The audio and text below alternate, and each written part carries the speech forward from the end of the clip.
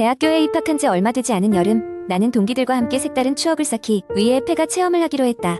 당시 우리는 대학 생활의 시작이라는 흥분감과 함께 무모할 정도로 용기가 넘쳤고, 그 덕분에 인터넷에서 찾은 한적한 시골 마을의 폐가로 떠났다. 그곳은 꽤 오래된 전설이 얽혀 있는 곳이었는데, 과거 그 집안에서 일가족이 참혹한 사건으로 목숨을 잃었다는 소문이 돌았다. 그래서인지 마을 사람들조차 그 집 근처에는 얼씬도 하지 않는다고 했다. 하지만 미신을 믿지 않는 우리는 그 이야기에 오히려 더 끌렸고, 마치 모험이라도 하는 듯 재밌어 했다. 휴거는 깊숙한 숲속에 자리 잡고 있었다. 차를 세우고 맨발로 숲풀이 우거진 길을 따라 30분 정도 걷자 드디어 낡고 거대한 집이 눈앞에 나타났다. 집은 오랜 시간을 방치된 듯 부분적으로 무너져 있었고, 벽에는 온갖 낙서가 그려져 있었다. 대문은 녹이 슬어 있었고, 문을 여는 순간 오래된 먼지와 곰팡이 냄새가 코를 찔렀다. 처음 집에 들어섰을 때는 모두 함께였기 때문에 두려움보다는 호기심이 앞섰다. 우리는 각자 휴대폰에 플래시를 켜고 집안을 탐험하기 시작했다. 집안 곳곳에는 오래된 가구와 잡동사니들이 어지럽게 늘어져 있었고, 벽에는 누군가 정신없이 긁어놓은 자국들이 남아있었다. 그러다 함께했던 동기 중 하나가 집에 2층으로 올라갔다. 그는 유독 미신을 믿지 않는 성격이라 겁도 없이 앞장서며 귀신이라도 나오면 오히려 잘됐다며 우스갯소리를 하기도 했다. 그런데 그날따라 그의 목소리는 유독 떨려 보였다. 잠시 후 그가 너희도 올라와봐 라고 소리쳤다. 그의 목소리에는 놀랍도록 진지함이 배어 있었다. 우리는 하나둘씩 2층으로 올라가기 시작했다. 계단을 오르는 동안 괜히 식은땀이 흘렀다. 2층은 1층보다 훨씬 낡아 보였고, 마룻바닥은 삐걱거렸으며 창문은 안쪽에서 단단히 닫혀 있었다. 하지만 우리가 위로 올라간 그 순간 창문이 갑자기 쿵 하고 닫히는 소리가 들렸다. 순간적으로 심장이 철렁 내려앉았지만 모두 아무렇지 않은 척했어 웃어넘겼다.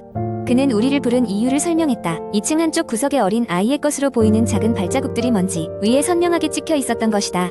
우리가 올 때는 분명히 없던 것들이었다. 그 발자국은 복도의 끝으로 계속 이어져 있었고, 우리는 마치 무언가에 홀린 듯 발자국을 따라 걷기 시작했다. 도착한 곳은 작은 방이었다. 문이 살짝 열려 있었고, 그 틈새로 차가운 바람이 흘러나왔다. 문을 밀고 방 안으로 들어가자 갑작스럽게 등골이 오싹해지는 한기가 엄습했다. 방 안은 비교적 깨끗하다는 인상을 주었지만 가운데에는 오래된 장난감 인형이 앉아 있었다. 인형의 눈은 우리를 향해 있는 듯했다.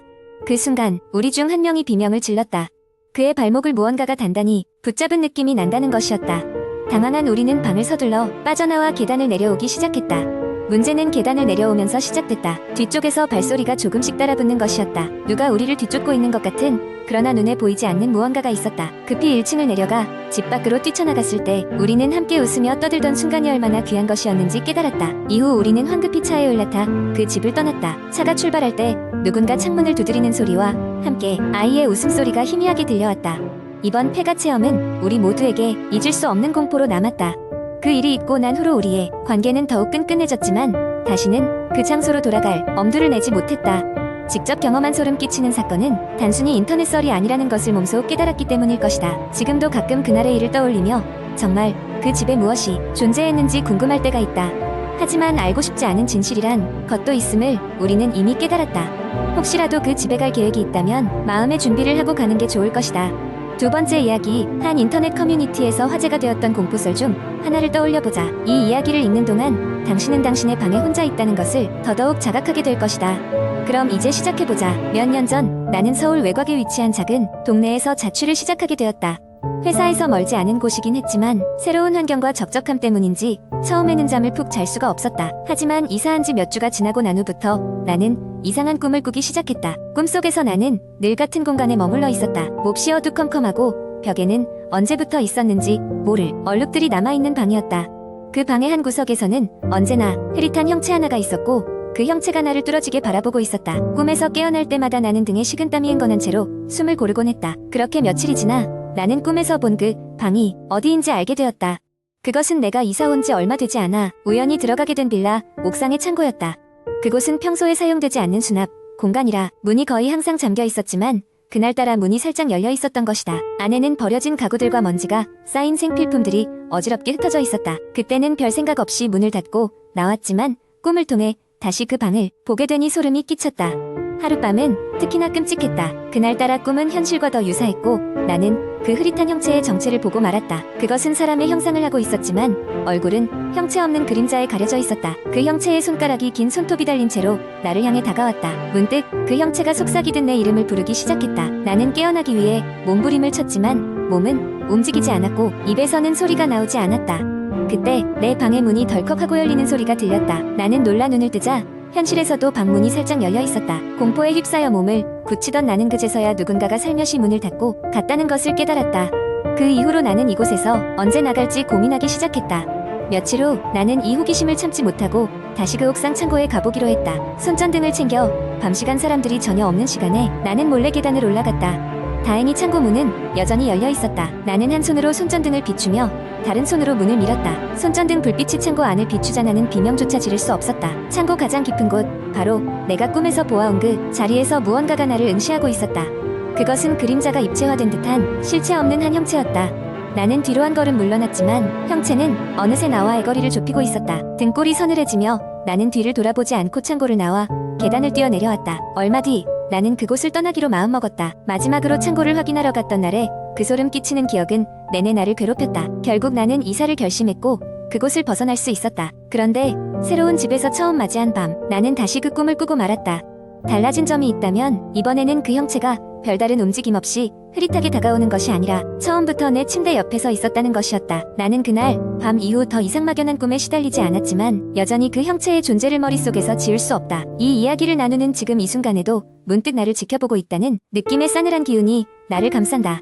과연 그 형체는 무엇이었을까? 언제 다시 나를 찾아올지 모른다는 공포를 떨쳐내기란 쉽지 않다. 세 번째 이야기 한 곡, 인터넷에서 흔히 볼 수 있는 공포 이야기는 독자들에게 소름 끼치는 경험과 미스터리함을 느끼게 해줍니다. 여기 제가 만든 긴 공포 이야기를 소개합니다. 한적한 시골 마을, 그곳에는 오래된 저택이 하나 있었습니다. 이 저택은 오랜 세월 동안 사람이 살지 않아 낡고 퇴락해 있었고 현지 주민들은 그곳을 두려워하여 가까이 가지 않았습니다. 저택의 소유주는 수십 년 전 갑자기 실종되었고 그 이후로 아무도 그 집의 내부를 들여다보지 않았습니다. 그래서 사람들은 유령의 집이라 부르곤 했습니다. 어느 날 도시에서 온 젊은 대학생 무리 5명이 그 마을을 찾았습니다. 여행을 하던 그들은 저택에 관한 소문을 듣고 흥미를 느꼈습니다. 특히 그 중에 한 명인 지수는 호기심이 많고 용감하여 심령현상에 관한 이야기를 좋아했습니다. 그는 친구들을 설득하여 그 저택을 탐험해보기로 했습니다. 해질 무렵 그들은 저택으로 향했습니다. 낡고 녹슨 대문을 열자 삐걱거리는 소리가 요란히 울렸습니다. 마치 누군가를 향해 경고하는 것 같았습니다. 저택의 내부는 어둡고 서늘했습니다. 먼지가 가득한 바닥과 거미줄이 쳐진 천장이 그들이 마른 침을 삼키게 했습니다. 그들은 각자 휴대폰 손전등을 켜고 조심스레 발걸음을 옮겼습니다. 그렇게 얼마간 방과 복도를 탐험하던 중 그들은 이상한 점을 발견했습니다. 모든 시계가 오후 10시 13분에 멈춰있던 것입니다. 마치 저택의 시간이 멈춘 것처럼 말이죠. 그때 지수가 중얼거렸습니다. 왜 하필 10시 13분이지? 그러나 친구들 중 한 명이 장난스럽게 웃으며 말했다. 아마 그냥 우연의 일치겠지. 이런 데는 다 그런 법이야. 다른 친구들도 그의 말을 맞장구 치며 신경 쓰지 않으려 했지만 이상한 불안감이 마음속 깊이 자리 잡았습니다. 마침내 그들은 2층으로 올라가는 계단을 발견하고 위로 올라갔습니다. 계단 끝에는 큰 문이 하나 있었고 문 앞에는 오래된 손도끼가 놓여 있었습니다. 마치 누군가 방어를 위해 사용하려 했던 것처럼 보였습니다.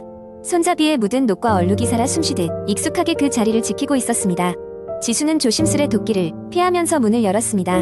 문 너머에는 삐걱거리는 소파와 먼지 낀 거울이 놓인 방이 있었습니다. 그리고 방 한쪽에는 낡은 앨범과 책들이 진열된 책장이 있었습니다.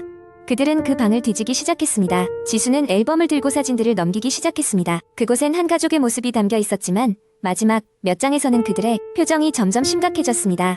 마지막 페이지에는 단 한 장의 사진만 있었는데 그 사진에는 모두가 등지고 서 있는 모습이었습니다. 기분 나쁜 기운이 앨범을 통해 전해졌습니다. 그 순간 바람 같은 것이 지나가며 방 문을 쾅 닫혔습니다. 그들은 순간 당황하며 서로를 쳐다봤습니다. 우리 그냥 돌아갈까? 한 친구가 두려움에 떨리는 목소리로 제안했습니다. 마치 그 제안이 모두에게 해답인 듯 그들의 의견은 금방 일치했습니다. 하지만 그때 그들의 뒤에서 발소리가 들려왔습니다. 천천히 그리고 분명하게 마치 누군가 거실에서 그들을 보고 있는 것처럼 보였습니다. 그들은 공포에 질려 손전등을 흔들며 방을 둘러봤습니다. 그러나 아무것도 보이지 않았습니다. 지수는 용기를 내어 말했다. 지금은 겁낼 필요 없어. 아마 바람 같은 게. 그 순간 책장 뒤에서 작은 메모지가 툭 떨어졌습니다. 그 종이에는 서투른 글씨로 이렇게 적혀 있었습니다. 이곳을 떠나라. 그렇지 않으면 저주가 너희를 찾아올 것이다. 그들은 더 이상 기다리지 않고 급히 방을 빠져나왔습니다. 하지만 저택을 나서기 직전 지수가 뒤를 돌아보았습니다. 그 순간 그의 눈에 보인 것은 창문 너머로 희미하게 서 있는 누군가의 실루엣이었습니다. 그 존재는 그들을 쏘아보며 고요히 그 자리에 서 있었습니다. 마치 시간이 멈춘 듯한 순간 후에 그들은 광분하듯 달려저택을 빠져나왔습니다. 밤의 차가운 공기가 그들의 얼굴에 닿으며 다시 현실로 돌아왔음을 깨달았습니다. 그들은 마을로 돌아와 아무 일도 없었던 듯이 평범한 일상으로 돌아가려 했습니다. 그러나 저택을 방문한 이후 그 5명은 하나같이 악몽에 시달리게 되었습니다. 꿈속에서 그들은 늘 10시 13분에 깨어났고 저택에 저주가 자신들을 얽어매고 있다는 두려움이 마음 깊이 자리 잡았습니다. 그들은 각자 도시로 돌아갔지만 그곳에서 이상하게도 항상 같은 시간에 멈추는 시계와 알 수 없는 발소리가 들리는 신비로운 경험을 했습니다. 그로부터 몇 년 후 그들 모두는 더 이상 연락을 주고받지 않게 되었고 그날의 기억은 모호한 악몽처럼 가슴 한켠에 자리 잡았습니다. 하지만 매년 10월 13일이 되면 어딘가에서 불길하게 울리는 시계 소리가 그들 곁을 떠나지 않았습니다. 그들은 이 저주로부터 완전히 벗어날 수 있을지 아니면 영원히 그 끔찍한 기억 속에 갇혀버릴지 아무도 알 수 없었습니다.